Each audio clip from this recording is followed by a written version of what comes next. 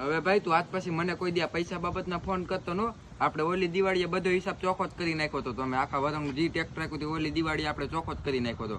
હાલો ઓલા tractor વાળાને કેટલા પૈસા બાકી છે? 3500. તો હવે એને દેવા નથી થતા. હવે જે થાય એને દેવા નથી. એને ફોન આવે તો કહી દીજે મેં ના પાડી. એમ તો બહુ મોંઘી નો છે. હવે ઓલા 1-2 વાળાના 1200 રૂપિયા બાકી છે ને હવે એને દેવા નથી. જે થાય લે એનો જ ફોન. હાલો હું પૈસા બાકી છે શેના દવાના તમને દઈ નો દીધા દિવાળી આપણે બધો હિસાબ ચોખ્ખો જ કરી નાખ્યો હતો. કેટલા બાકી છે? 1200 રૂપિયા. હાલો ને કઈક કરું 2-3 દીમાં.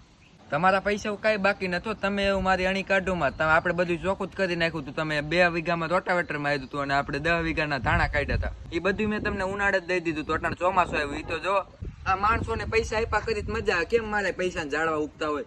હજી આપો ને. હા તાર પૈસા બાકી છે. હું કે દેશ મૂકીને વહી જવાનો નથી દેવા પૈસા. કઈ ફોન